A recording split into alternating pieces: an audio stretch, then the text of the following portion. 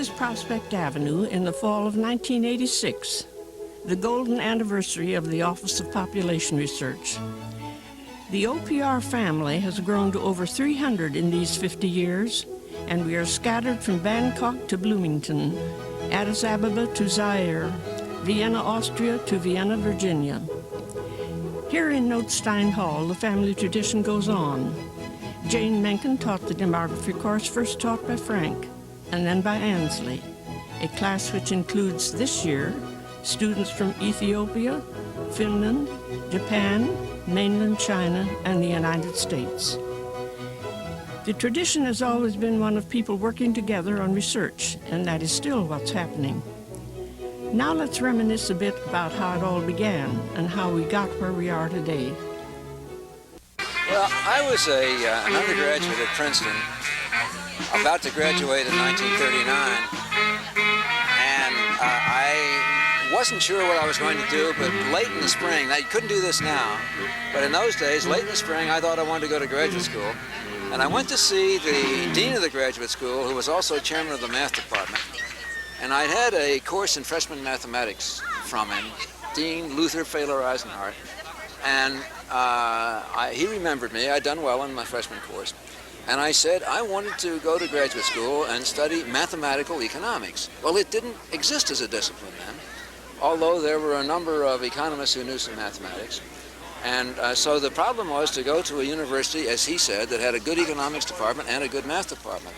And he said, Michigan, maybe, Harvard. He said, but you really ought to come here. We've got the best math department in the world. He was chairman of it. So I said, well, I hadn't planned to keep on going.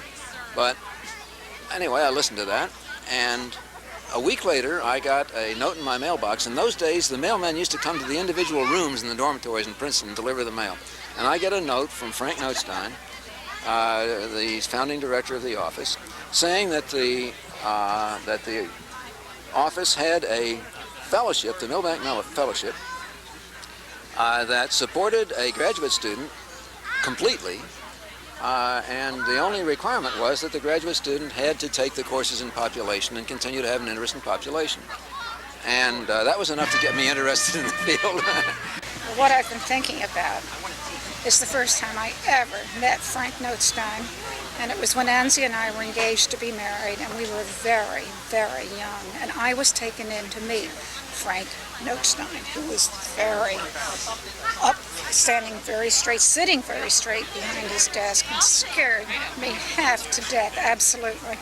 And of course we became very fast friends, and to this day, I think our children think of the Notesteins as being part of the family. I mean, that's simply the way it is. But I still have to laugh when I think about the very first time I ever met Frank. Where was that? At the OPR in, where would it have been, 20 Nassau Street in those days. Dudley Kirk was a very young clerk at the time, and Ansley was an even younger person and was still a student. Frank hired me as a research assistant, and I worked on a project the office had started on the future population of Europe and the Soviet Union, and designed the method of projecting the populations of all the countries of Europe. And then I did indeed go in the Navy in early 1942, and the book came out on the future population of Europe and the Soviet Union with me as a co-author. And in the preface it says that this co-author has not seen the manuscript and is now a lieutenant junior grade in the Navy. I was teaching radar at MIT. And then I came back to the office. I made a mistake in 1947 when I came back to Princeton as an assistant professor in economics. I worked on other things that I had gotten involved in the meantime. And sort of a declaration of independence from Frank in the office, I decided not to go back into demography.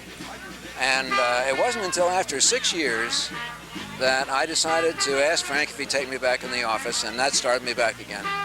So I spent about, well, whatever that is, about 11 years, 5 in the Navy and 6 doing other things outside of the field. And every now and then I think back and I said they might have been pretty productive years if I had stayed in the field, but you can't have everything. You can't relive your life. I have no complaints. In those days, Ansley and I were married just before Pearl Harbor, I remember, And the Institute of Advanced Study had just come to town.